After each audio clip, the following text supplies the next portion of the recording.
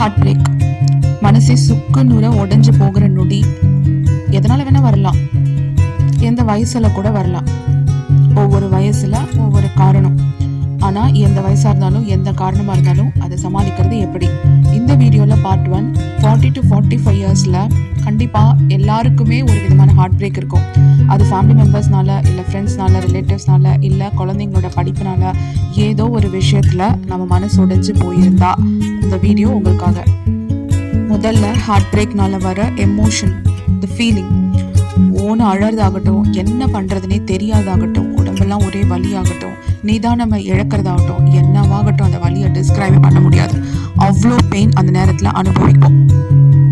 அது வரைக்கும் இந்த மாதிரி கூட நடக்குமா, இதெல்லாம் யாருக்கு நடக்கும், இந்த மாதிரியெல்லாம் அப்படின்னு பேசிட்டு இருந்த நிமிஷங்கள் எல்லாம் உடஞ்சு போய் இது நமக்கே நடக்கும் போது தான் அந்த விஷயத்து மேலே எப்படி ஹேண்டில் பண்ணுறதுனே தெரியாமல் ஸ்தம்பிச்சு போகிற ஒரு சிச்சுவேஷன் ஒரு செகண்ட் வரும்.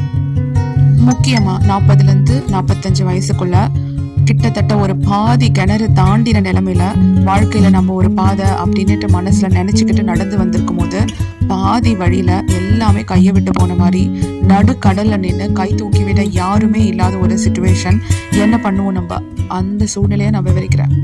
ஒருவேளை உங்களுக்கு நடந்தது நம்பிக்கை துரோகமாகவும் இருக்கலாம், இல்லை யாருடைய இழப்பாகவும் இருக்கலாம், இல்லை ஏதோ ஒரு விஷயம், அது சரியா டிஸ்கிரைப் பண்ண தெரியல. உங்களுக்கு நடந்த ஹார்ட் பிரேக்கை கண்டிப்பாக கீழே கமெண்ட் பண்ணுங்க. பட் ஏதோ ஒரு விஷயம், என்ன பண்றது, இதுக்கு மேலே எப்படி போக போறோம், ஒரே இருட்டு அந்த சூழல், அதை நான் எக்ஸ்பிளைன் பண்றேன். இந்த மாதிரி ஒரு சிச்சுவேஷன்ல வாழ்க்கை அங்கேயே நின்று போறது இல்லைங்க. 95% ஆஃப் த பீப்புள் இதை கிராஸ் பண்ணி வெளியில தான் வராங்க, வரவும் போறாங்க. ஆனா ஒரு 5% தான் தடுமாறிடுறாங்க. பட் அந்த மாதிரி இல்லாம 95% ஆஃப் த பீப்புள் எப்படி வெளியில வராங்க, எதை அவங்களோட துடுப்பா வச்சுட்டு வெளியில வராங்க, வாங்க பார்ப்போம். உங்களுக்கு நான் சொல்ற முதல் விஷயம், இந்த பெயின் ட்ரூ, இதெல்லாம் எனக்கு நடக்கல, இது யாருக்கும் நடந்தது, நான் தப்பாக நினச்சிட்டு இருக்கேன், அப்படியெல்லாம் நீங்கள் உங்களே ஏமாத்திக்க தேவையே இல்லை. இந்த பெயின் வந்து உண்மைதான். ரெண்டாவது விஷயம், இதில் உங்கள் தப்பு எதுவுமே இல்லை. 1000 பேர் 1000 விஷயம் சொன்னாலும் கண்டிப்பாக சொல்கிறேன், இந்த விஷயத்தில், அதாவது உங்களுக்கு ஹார்ட் பிரேக் நடக்குது, இல்லை உங்களை சுற்றி நடக்கிற விஷயங்கள உங்கள் தப்பு ஒன்றுமே இல்லைங்க. யார் என்ன சொன்னாலும், உங்களை ப்ளேம் பண்ணாலும் அதை நம்பவே நம்பாதீங்க. உங்கள் தப்புன்னு இங்கே எதுவுமே இருக்காது. ஆனால் இது உங்களுக்கு நடந்துருச்சு. இது அப்படியே சட்டுன்னெல்லாம் வெளியில் வந்துட முடியாதுங்க. கண்டிப்பாக ஒரு டைம் எடுக்கும். நீங்கள் வந்து உங்களுடைய மென்டல் ஸ்டெபிலிட்டிக்கு ஏற்ற மாதிரி நீங்கள் வந்து 1 மாதம், 6 மாதம், 1 வருஷம், 6 வருஷம், ஸ்லோவாக இது வந்து டைம் எடுக்கும். நீங்கள் கொஞ்சம் கொஞ்சமாக கடந்துக்கலாம். ஆனால் நீங்கள் வந்து ரொம்ப ஸ்ட்ராங்காக நீங்கள் கம்பேக் கொடுத்தீங்கன்னா ரொம்ப சீக்கிரமாகவே இதுலேருந்து மீண்டெழுந்து வந்துடலாம். ஸோ இந்த எவ்வளோ நேரம் எடுக்குதோ அவ்வளோ நேரமும் நம்ம வந்து அப்படியே இதை யோசிச்சுட்டு இருக்க போகிறது இல்லை.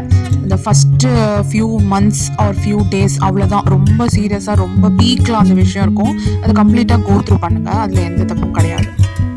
அந்த டைமில் உங்களுக்கு யாராவது நம்பகமான ஆள் இருக்காங்க, உங்களுக்கு சப்போர்ட்டிவாக, உங்களுடைய ஃப்ரெண்ட்ஸ் அண்ட் ரிலேட்டிவ்ஸ் யாராவது ஒருத்தர் ரொம்ப ட்ரூவாக அவங்க கூட இருக்கவங்க கூட நீங்கள் உங்கள் விஷயத்த ஷேர் பண்ணலாம், ப்ரொவைடட் அவங்க உங்களை மோட்டிவேட் தான் பண்ணணுமே தவிர உங்களை ரீடைரக்ட் பண்ணி வேறு வழியில் கொண்டு போயிடக்கூடாது. ரெண்டாவது விஷயம், இந்த டைமில் நீங்கள் கண்டிப்பாக நிறைய மோட்டிவேஷன் வீடியோ பார்த்துருப்பீங்க. நீங்கள் என்ன தான் மோட்டிவேஷன் வீடியோ பார்த்தாலும் அதெல்லாம் மோட்டிவேஷன் தான். அதை நீங்கள் இம்ப்ளிமெண்ட் பண்ணி உங்கள் லைஃப்பில் கொண்டு வரும்போது தான் அது உங்கள் லைஃப்பில் ஒரு மாற்றமாக நிகழும். 1000 பேர், லட்சக்கணக்கில் யூடியூப்லேயே கூட நிறைய மோட்டிவேஷன் வீடியோ இருக்கும். எல்லா மோட்டிவேஷன் வீடியோவும் பார்ப்போம். அந்த நேரத்துக்கு அது வந்து ரொம்ப தைரியம் கொடுக்குற மாதிரியும் தன்னம்பிக்கை கொடுக்குற மாதிரியும் இருக்கும். கண்டிப்பாக அது உண்மைதான், நிறைய தைரியமும் தன்னம்பிக்கையும் கொடுப்பாங்க. ஆனால் அது எடுத்துக்கிட்டு போகிற உங்கள் கையில் தான் எப்போ உங்களுக்கான மாற்றம் வரும்ன்றது இருக்குது. ஸோ இது வரைக்கும் நான் 3 விஷயம் சொல்லியிருக்கேன். 1, அந்த விஷயம் உங்களுக்கு நடந்துருச்சு அப்படின்றத உணருங்க, ஏற்றுக்குங்க. 2வது, அது உங்கள் தப்பே கிடையாது. 3வது, இதுலேருந்து வெளியே வர குறிப்பிட்ட கால அவகாசம் தேவைப்படும், அது உங்களுடைய மென்டல் ஸ்ட்ரென்த்தை பொறுத்து. 4வது, இப்போ இந்த பிரச்சனையை எப்படி ஹேண்டில் பண்ணுறதுன்னு பார்ப்போம்.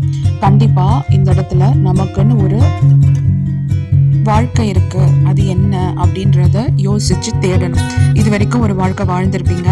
ஸோ உங்களுக்குன்னு ஒரு வாழ்க்கையை தொலைச்சும் இருப்பீங்க. இப்போ நடந்திருக்கிற அந்த ஹார்ட் பிரேக் ஆகட்டும், இல்லை ஏதோ ஒரு டவுன்ஃபால் ஆகட்டும், அது வந்து உங்களுக்கான வாழ்க்கையை தேடுற தருணம். இது ஒரு டர்னிங் பாயிண்ட், இது ஒரு ரைசிங் பாயிண்ட். நான் சொல்றது உண்மைங்க.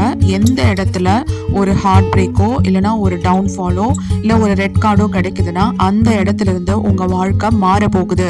இனி பழைய வாழ்க்கை இல்லை, புதிய பயணத்தை நோக்கி தான் நீங்க நடந்து போக போறீங்க. கொஞ்ச நாள் கழிச்சு நீங்க மாறி இருப்பீங்க. நீங்களே வந்து என்னோட வாழ்க்கை இப்படி இருந்தது, நான் இப்படி மாறிட்டேன், நான் இப்போ ஒரு புதுசான ஒரு வாழ்க்கை வாழ்ந்துட்டு இருக்கேன் அப்படின்ற ஸ்டேஜ்ல தான் நீங்க இருப்பீங்க. ஸோ அந்த வாழ்க்கை என்னன்னுட்டு உங்களோட பெயின் இருக்கட்டும், உங்களுடைய எல்லாமே இருக்கட்டும் ஒரு பக்கம், பட் உங்களோட வாழ்க்கை என்னன்றதை தேடணும். நீங்க அதுக்கான ப்ராசஸையும் ஆரம்பிக்க தொடங்குங்க. காலையில இருந்து நீங்க மத்தியானம் வரைக்கும் நீங்க அந்த பெயின்ல இருக்கீங்களா, ஓகே, அட்லீஸ்ட் அந்த ஒன் டேல கொஞ்ச நேரமாவது உங்களோட வாழ்க்கை அடுத்து என்ன பண்ண போறோம். ஏன்னா இப்பயும் வந்து நீங்க எதுவுமே தொலைச்சிருக்க மாட்டீங்க. ஹார்ட் பிரேக் மட்டும்தான் நடந்திருக்கும், மற்றபடி மற்ற விஷயங்கள் அப்படியே தான் இருக்கும். நீங்க அதை மேலும் செதிச்சுக்க கூடாது. இதை சரியா நீங்க ஹேண்டில் பண்ணீங்கன்னா பக்குவமா நீங்க எடுத்துட்டு போக முடியும். Most of the heartbreak எதனால நடக்கும்னா, நீங்க ஏதோ ஒரு விஷயத்தையோ இல்லை யாரையோ பயங்கரமா நம்பியிருப்பீங்க. இது இப்படி நடக்கும், இவங்க நம்மகிட்ட இப்படி இருக்காங்க அப்படின்னுட்டு. ஆனா அது உண்மை இல்லை அப்படின்னு தெரிகிற சமயத்துல தான் மனசு உடைஞ்சு போகும். ஸோ நீங்க அப்ப அதை என்ன பண்ணணும், அதை ஏத்துக்கணும். ஓகே, நம்ம இவ்வளோ நாள் நம்ம நினைச்சிருந்தது தப்பு அப்படின்றத நீங்க புரிஞ்சுக்கிட்டு, அப்போ நம்ம எப்படி இருக்கணும் அப்படின்றது உங்களுக்கு தெரிஞ்சிடுங்களா. இப்போ உங்களுக்கான வாழ்க்கை நீங்க சரியா என்ன யோசிக்கணும் அப்படின்றது உங்களுக்கு தானா தெரியுங்க. கண்டிப்பா ஓ நம்மளுக்கு வந்து இனிமேல் இப்படிதான் இருக்கணும் அப்படின்ற யோசனை உங்களுக்கு வரும். அதை நீங்க புடிச்சுக்குங்க. புடிச்சிட்டு ஒருவேளை நான் ஃபார் எக்ஸாம்பிள் தான் சொல்றேன், உங்க கரியரை மிஸ் பண்ணிட்டு உங்க ஃபேமிலிக்காக நீங்க போயிருந்திருக்கலாம். இல்ல யாரையோ ஒருத்தர் இழந்துட்டு உங்களோட ரிலேட்டிவ்ஸ்க்கு ஏதோ ஒண்ணு நீங்க அந்த மாதிரி ஒண்ணு விட்டுட்டு இன்னொன்னு சூஸ் பண்ணி இவ்வளவு நேரம் பயணிச்சிருப்பீங்க. ஸோ நீங்க உங்களுக்கானதை இழந்திருக்கீங்க இல்லைங்களா, அதை திரும்பியும் தேடி கண்டுபிடிங்க. அதுக்கான முயற்சியை கொண்டு வாங்க. சப்போஸ் நீங்க ஃபார் எக்ஸாம்பிள் கரியர்ல இழந்திருந்தீங்கன்னா அந்த கரியரை திருப்பி கொண்டு வர முடியும். 10 வருஷம் இல்ல 20 வருஷம் உங்களுக்கு கரியர் கேப் இருந்தா கூட உங்களால திரும்பியும் ஒரு கரியரை ரீசெட் பண்ண முடியும். பழைய கரியரா தான் இருக்கணும்னு அவசியம் இல்ல. புதுசா உங்களுக்கு நிறைய விஷயங்கள் நீங்க பண்ணணும்னு யோசிச்சிருப்பீங்க. உங்களுக்கு உண்மையிலேயே சந்தோஷம் கொடுக்கிற நிறைய விஷயங்கள் இருக்கும். உங்களுக்கு பிடிச்ச விஷயங்கள் நிறைய விஷயங்கள் இருக்கும். நீங்க எல்லாருக்காகவும் சாக்ரிஃபைஸ் பண்ணிருப்பீங்க. உங்க சந்தோஷத்தையும் மிஸ் பண்ணிருப்பீங்க. இப்போ அதுக்கான வாய்ப்பை கடவுள் கொடுக்குறாரு.